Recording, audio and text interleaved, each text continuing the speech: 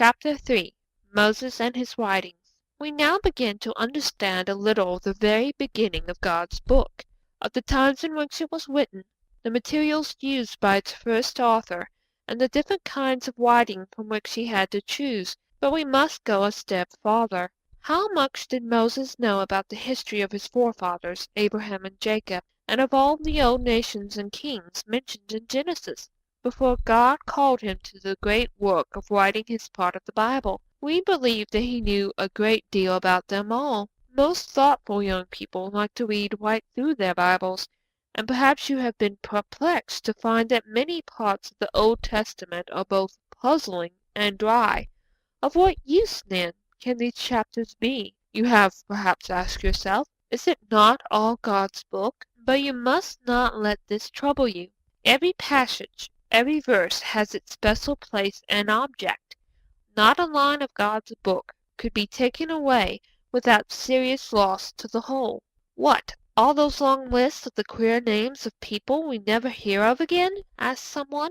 Why, I dread those chapters. I once had to read Genesis chapter 10 aloud, and I shall never forget it. Those who feel like this will be surprised to know that many of the most learned men of our own days are giving much time and thought to the careful and patient study of this very list of names, and the more carefully they study it, the fuller and wider does the subject become. Babel and Erech and Akkad and Calneh in the land of Shinar. Genesis chapter 10 verse 10. The ruins of all these great cities and kingdoms have now been found. They were old before Moses was born. Indeed, they were so old that their names were only to be found in ancient books. Even the very language spoken by some of these nations had been forgotten by all save the learned scribes of Babylonia and Assyria. And yet we find these names accurately given in Genesis. Had they been missing from its pages, the Bible would give us no true idea of the beginnings of history. Remember this when next you are tempted to feel impatient at the awkward syllables.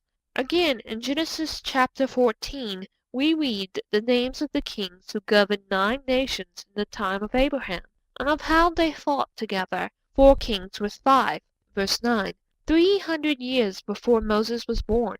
Until a very few years ago, the Bible was the only book that told us about these ancient kings and kingdoms, and people said, the man who wrote that chapter did not really know anything. He just collected a pack of old stories that had been repeated over and over again, with so many exaggerations and alterations that at last there was scarcely a word of truth left in them. Since this foolish conclusion was arrived at, many new discoveries have been made. The broken fragments of old tablets have been pieced together and read, and the names of all the 9 kings brought to light once more. Certain it is that Moses, with the help of the writings which we now know must have existed in his time, would have but little difficulty in writing those parts of Genesis which tells us the history of some of the most ancient nations of the world.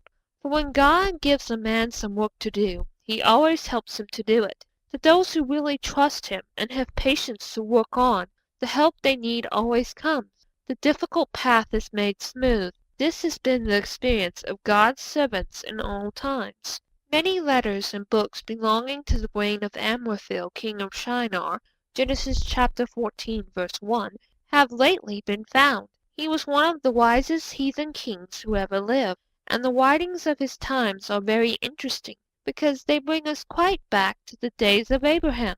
Amraphel kept written records describing the splendid temples he built and a great embankment which he made to keep the river Tigris from flooding his people's cornfields. But the wisest thing he did was to collect and write out a long list of all the laws by which he governed the land of Shinar. Thus he worked in very much the same kind of way for Shinar that our own King Alfred did, thousands of years later, for England. This list of laws were found in 1901. They are engraved on a great block of black marble and are so numerous that they would fill pages of our Bible. They are wise and just as far as they go. There is a great deal about buying and selling in them, and the lawful ways of conducting different kinds of business, but they are wholly different from those wonderful commandments which God gave to the children of Israel 300 years later. For Shinnar's laws were the heathen laws of a heathen king. In them there is no word of God, no word even of the heathen gods in which Amraphel believed. Thou shalt love the Lord thy God, and thy neighbour as thyself. Luke chapter 10, verse 27. In these words Jesus Christ gives to us the true meaning of the commandments which Moses wrote down in our Bible. Again, until quite lately, many people were certain that there could never have been a king like Melchizedek, the king of Salem, who came and blessed Abraham, and of whom we read in Genesis chapter 14, and also in Hebrews chapter 7. But among the letters found in the Foreign Office of the king of Egypt is one from the king of Salem, not from Melchizedek, but from another king of Salem, who describes himself in these words: I was set in my place neither by father nor mother, but by the mighty king, meaning by God. Read what is said about Melchizedek in Hebrews chapter 7. These words show us that all the kings of Salem believed that they owed everything to God. This is why Abraham honored Melchizedek so highly. Salem, that is peace. Jerusalem means city of peace. So, as we see from these ancient letters, Jerusalem was called the city of peace even in the days of Abraham. All these old records and many more Moses must surely have seen. The cities of Canaan were as full of books as were those of Egypt and Babylonia, for the name Kirjath-sepher, Joshua chapter 15 verse 15, means city of books. Thus, as year by year new discoveries are made, we realize more clearly the kind of preparation which Moses had for his great work, and the sources from which he gathered much of his information. Yet no single word of the Bible is copied from the heathen writings. No, just as a man who decides to give his whole life to God today uses, in the Lord's service, the knowledge he gained before he was converted, so after God called Moses to his great work, all the learning and wide knowledge he had gathered during his life were dedicated to the service of God, and used by his Holy Spirit.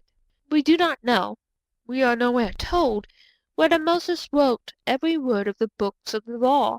The Jews believed that every letter, every tiniest dot was his. It may well have been so, as we have seen, but again he may very likely have had helpers and editors, that is, people who arranged and copied his original writings. But the children of Israel always called the first 5 books of the Bible the Torah, that is, the law, and they looked upon these as their most precious possession, something quite above and apart from every other writing, Jehovah's direct words and commandments to his people. At last the life work of Moses was done, and Joshua took his place, called by God to lead the people forward. But the new leader found himself at once in a very different position. When Moses brought the children of Israel out of Egypt, they were without a Bible. But in Joshua's days the light had begun to shine, the river of the knowledge of God to flow, and God was able, therefore, to say to his servant Joshua, This book of the law shall not depart out of thy mouth, but thou shalt meditate therein day and night, that thou mayest observe to do according to all that is written therein. For then thou shalt make thy way prosperous, and then thou shalt have good success. Joshua chapter 1 verse 8. We are not told who was called by God to write the book of Joshua. We think that Joshua wrote at least a part of it himself, but we all know that it describes how the Israelites came at last into the Promised Land and drove out the wicked idol worshippers. Buried deep in the earth, the remains of many old Canaanite cities have been found. Those of Lachish, the great Amorite city, are especially interesting. We know how the children of Israel dreaded the Amorite cities, great and walled up to heaven, Deuteronomy chapter 1 verse 28, as the people said, Yet, in spite of their great strength, Joshua took them one by one, overthrew them, and afterwards built the Jewish towns upon their ruins. This was the custom of conquerors with all these ancient cities, as the excavators find today. Now in the remains of Lachish, we can see its whole history. 3 distinct cities have been found, one below the other. Deepest down of all, full 60 feet underground, are the enormous walls of the Amorite city, great masses of rough brick forming huge walls at least 28 feet wide. No wonder the children of Israel felt doubtful of victory. Above the Amorite walls are the scattered fragments of rough mud huts and cattle shelters. The Israelites had no time to build anything better until Canaan was conquered. Above these again stand the ruined walls of a later Jewish city, Lachish, as it was in the days of Solomon and the Jewish kings. A fair city it must have been, built of white stone, the capitals of some of the columns carved to resemble a ram's horn, perhaps to remind the people of the horns of the altar in the tabernacle. But the walls of the Jewish Lachish have none of the massive strength of the ancient Amorite city. Had we space, we might pause over many of the other ancient Canaanite cities, for the subject is of absorbing interest. But perhaps we may return to it in a later volume.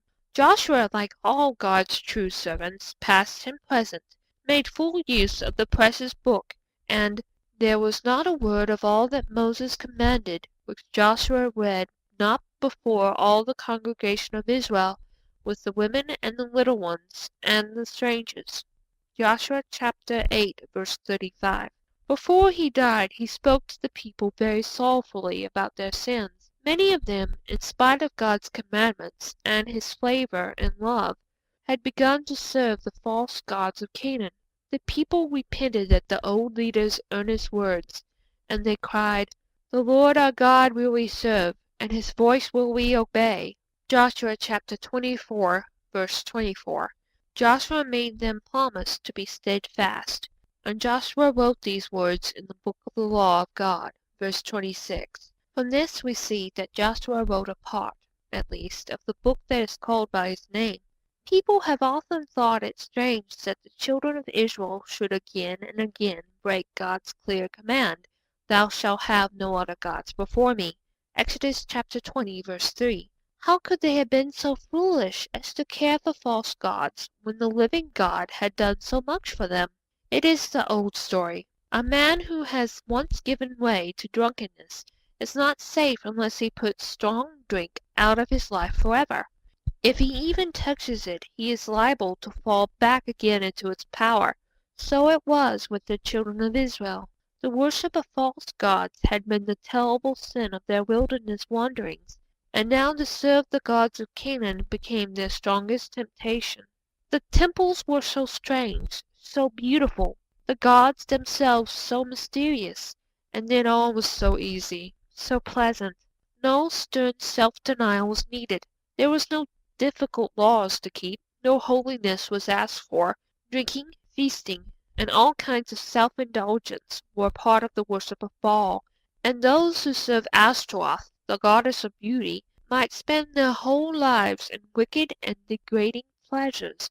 The backsliders of Israel found it only too easy to give up the struggle for right, and to sink down into the horrible wickedness of the heathen tribes around them. Many people today are asking how a God of love and mercy could bid the Israelites utterly to destroy the cities of Canaan, and to kill their inhabitants. But the more we discover of these ancient tribes, the more hopelessly depraved do we find them to have been. For centuries God had been waiting in patience. The warning He had given to them through Sodom's swift destruction had been unheeded. Now at last the cup of their iniquity was full. Genesis chapter 15, verse 16. And the Israelites were to be His means of ridding the world of this plague spot. In the book of Judges, we see how each time His people disobeyed His command and copied the sins they were called to sweep away, God punished them by letting their merciless neighbors rule over them, till they loathed the bondage and turned once more to the living God. Had Israel absorbed the vices of these nations instead of destroying them, try to think what the world would have lost. The only channel through which God was giving His book to man would have become so choked and polluted with vice that in its turn it also would have become a source of infection and not of health.